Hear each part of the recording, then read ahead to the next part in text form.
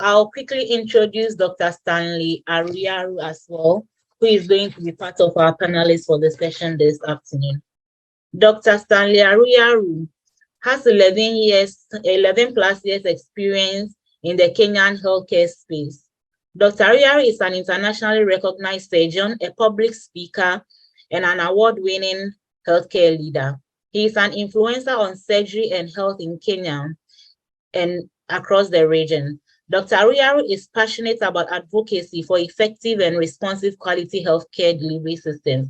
His advocacy stories can be found across articles, podcasts, radio, and TV talks, besides his social media handles. His YouTube channel, Something About Surgery, discusses surgical topics of interest to the lay people. His first book, The Chronicles of a Village Surgeon, documents the memories of a dedicated surgeon in rural Kenya. In 2021, Dr. Ariaru was among the winners of Business Daily's Top 40 Under 40 Men in Kenya, an award that recognizes young people making significant impact in various spheres of life in Kenya. Dr. Ariaru serves as the Director of Medical Services at the St. Teresa Mission Hospital and the Chair of the Scientific Committee of the Surgical Society of Kenya. He is a member of the numerous international professional bodies and a global surgery doctoral scholar. Besides health, Dr. Ariaru is an award-winning public speaker, a youth mentor, an advocate for charity work in education and health. He also serves in boards of various public and non-profit organizations and institutions. Dr. Stanley Ariaru, you are welcome to the Nkafu Health Forum. So,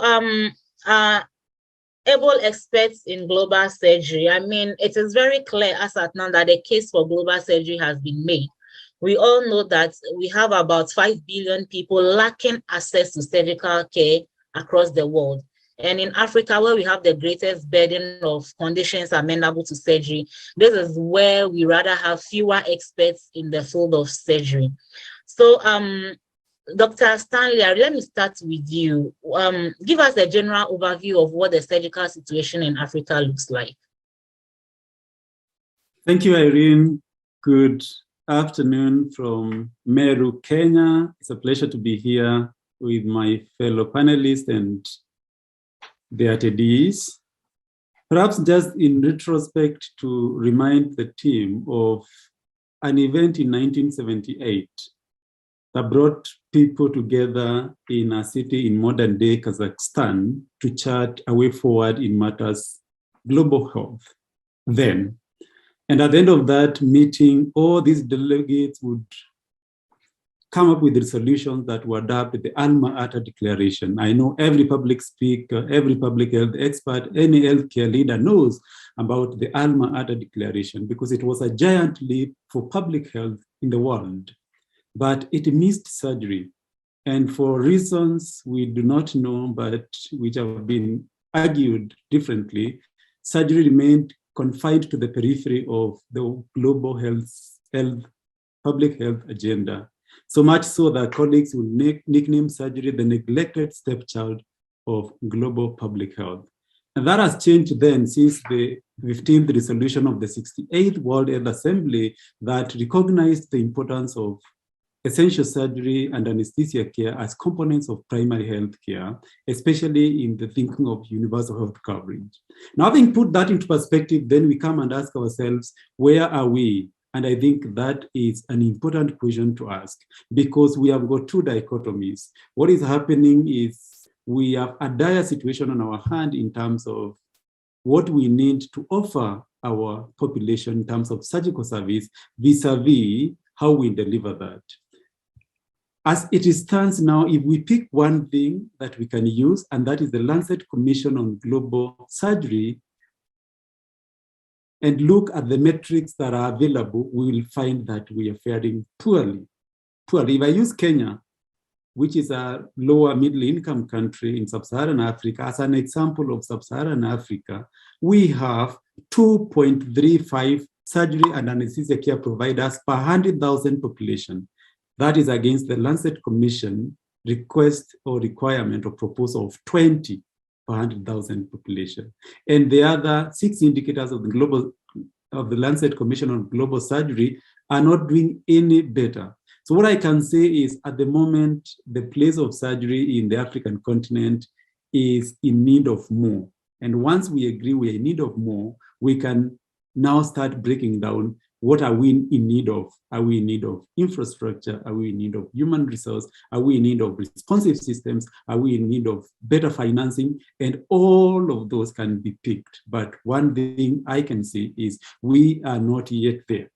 When I trained to be a surgeon, I wanted to be a surgeon who fights diseases, those dangerous diseases that consume human lives, the hernias, the infections, the cancers, you name them. But no sooner had I become a surgeon and was posted in rural Kenya than I realized that I needed a little more just than the scalpel to fight diseases, because however much I volunteered myself to be present within the golden hour of trauma patient, within the platinum 15 minutes of trauma patients, if there was no network to transport the patient to come to the attention of the surgeon, then I wouldn't be able to impact at all. So working alone as a surgeon to just influence within the OR perimeter is not adequate, because it is akin to trying to wipe dry or mop dry a floor without fixing the leaking tap. And that is the situation at the moment. I think the situation at the moment is to start fixing the leaking taps and forget mopping the floor. That applies for surgery, that applies for most other health interventions. Thank you, and back to you, Irene. Thanks very much, Dr. Ariaru. You made a very important point there, talking about looking at surgical care as an entire systemic issue, and the fact that you mentioned that we should begin to see surgical care as a component of primary health care, which we forgot, because all this while when we're talking about primary health care and rural health, no one actually focused on surgery. No one thought deep to realize that people in the rural areas would also require surgical care. We actually left them behind and focused mainly on, I would say, the disease prevention and disease control and nutrition aspect. Dr. Ariaru, what do you think is the greatest hindrance to the development of the surgical system or surgical care in Africa? Thank you, Irene. And I really want to recognize first what Jonathan has mentioned about some of the misinformation that was passed forward as the reason why surgery did not require to be funded. One of them is saying it's resource intense. That is sometimes accurate, sometimes not accurate, especially when you mention the bellwether procedure that is mentioning. And if to quote Professor Miara, who says, we don't need a moonshot. All we need in surgery are resources that arrive on time and structures to make sure that a girl is saved from a perforated appendix, a lady is saved from a postpartum hemorrhage, and a gentleman is saved from a broken femur. Essentially, the bellwether procedure that we look at in surgery is laparotomy, emergency laparotomy, open fracture surgery, and cesarean delivery. If those are offered, then we will have taken a huge chunk. And when you look at those and compare them, data after data after data has shown that trauma alone, which is just a subset of the morbidity in surgery, takes on more lives than HIV, AIDS, TB, and malaria combined, which have always been the heavily funded when you look at the donor funding. Now, I want to come to your question, and the question is looking at what is the hindrance to the development of surgical care in Africa. And I want to pick from where Jonathan has left. It is the training. If you want to start at the training, at the policy level, if the population is growing at that rate, and you have projections to tell you how many surgeons you need per unit of population, then if you don't train, it is not a miracle. It is not rocket science. When that time comes, you won't have the resources. Countries that have gone ahead, projected this, and did very well in terms of not just training, the second bit, which is incentivizing the surgeons to remain within their home countries. And I know, again, myself, Jonathan, and the like, will look at a lot of data that's looking at the brain drain in terms of surgical workforce. So as the West was training, they were also attracting. So people may be trained in the low and middle income countries, but if they are not retained in their countries first, or in their communities, because you can still have intra-country brain drain, which is the rural to urban brain drain, then that will continue to skew the population access to services. So that has to be taken into account. When we train the surgeons, we must remunerate them competitively, and then we must enable them to work by offering them the resources and the infrastructure they require. So that goes in terms of looking at the training, the policy, the remuneration of the human resources. And that is dependent heavily on the policymakers, but vitally important on the political goodwill. All of us will know from the various areas we come from what a political goodwill can do. If there's a political goodwill from the presidency downwards, people can wake up, fund surgery, construct multi-story hospitals, and equip those facilities. We have that evidence left, right, and center for different strategies. So that needs to be taken into consideration, because if that is not there, then the rest is just too much talk, hot air, like we say in Kenya, without frame. If I listened to the last discussion that was talking about the Abuja Declaration, if you just look at the Abuja Declaration, where there was commitment ab initio to render some amount to health and ring-fence it to health, and then audit it, then you realize a lot of departure from what political leaders undertook to deliver. So that is an example of what I'm talking about when I talk about political goodwill. The same can be said about the Millennium Development Goals that gave life to the SDGs that we talk about today. But outside of the political goodwill and the policy formulation is something else that every so often when we retrieve into our cocoons as doctors, as surgeons, we start to confront is also the work ethic of the surgical service providers who are in the public sector. Because what happens is you end up with the low morale of the service providers or the healthcare providers because of remuneration that does not arrive on time or that is not competitive. And then even when it is there and the resources are there, then you don't find the work ethic for the same person who, if you found them in a private sector, they would be head over heels delivering round the clock on the patient. So you have really highly trained people, you've ticked the box, you've recruited them, but how is the work ethic in terms of delivery? And that is an issue that comes up every so often in the Kenyan space, because everyone will say Kenyan doctors are not working. A whole three weeks back, we had a whole editorial, a whole front paper, 2 days in a row, talking about absentee doctors. So there's a lot of confusion, because the moment you don't staff people enough and you have a surgeon who is available to cover one hospital round the clock, then you don't expect them to be there every time, because if they worked at night, during the day they will come and do their work and probably retrieve to rest. But if you staff them adequately, then you would avoid the leeway of telling them, okay, you can leave the station a little early. I know you are tired and I know you want to go somewhere and come back at night. So if we have adequate staffing, then we can start tightening on the human resource management aspect. So the work ethic needs to be looked at in the public sector from my experience, and I am open to hear from the panelists' experience, because that is a sore thumb. You keep asking for these millions to train the surgeon, but when they hit the ground running, we are flooded with avalanche of complaints about our...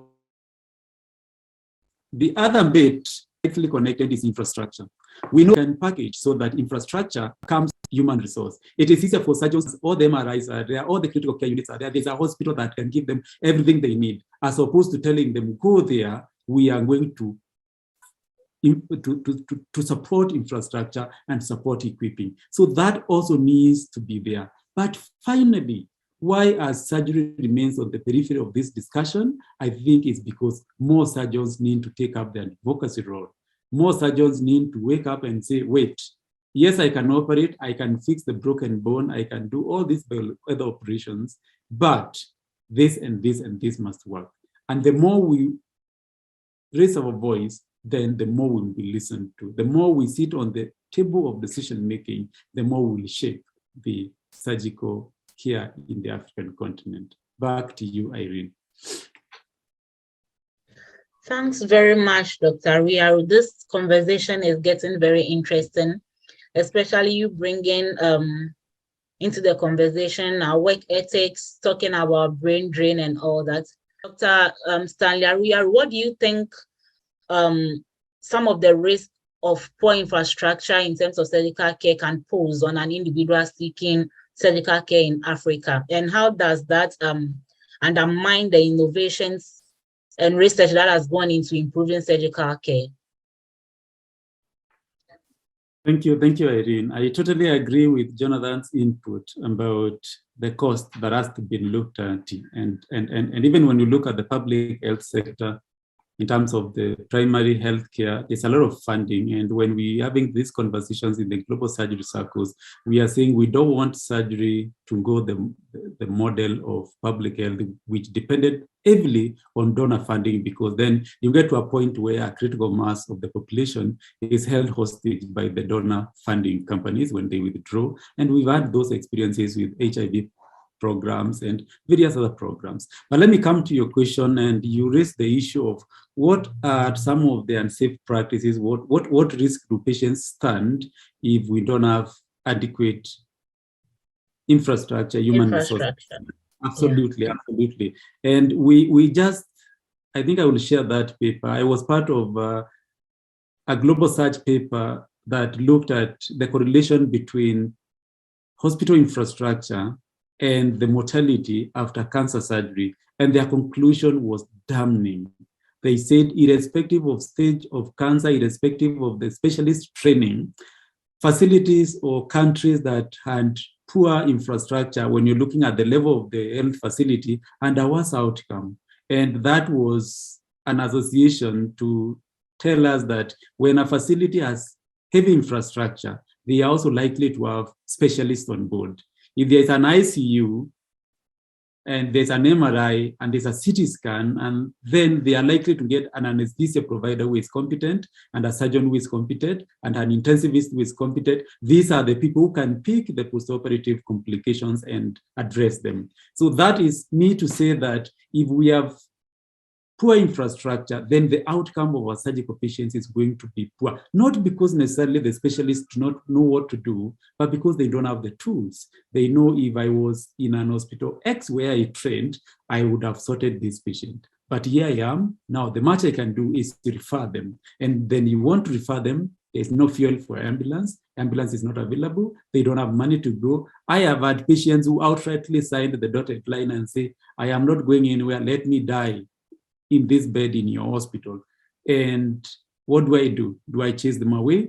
So those perspectives come. And if COVID taught us anything as a continent, it is if we have homegrown solutions, then we stand to benefit more. When the airspaces were closed, there was no travel, we just had to look internally and sort ourselves out.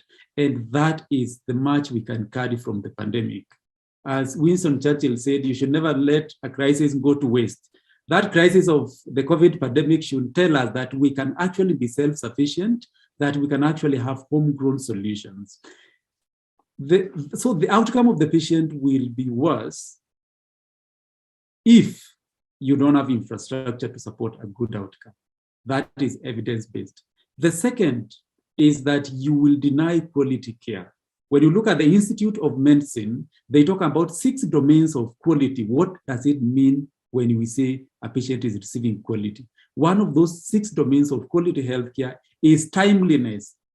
And that calls upon us to minimize harmful delays that could lead to complications. We talk about the golden hour in trauma. We talk about the platinum quarter hour in trauma. We talk about the golden window in patients who are having stroke or myocardial infarction.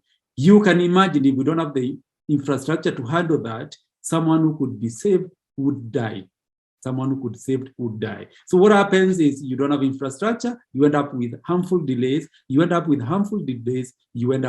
mortalities or complications that could be averted, and it spirals into the social fabric, it spirals into the economic fabric of not just the family, but the entire society as a whole. So the second bit is those delays and long waiting times, be they for elective surgery that turns now emergency, or for emergencies that cannot be offered to salvage a patient's life, then means the population's health is not optimum.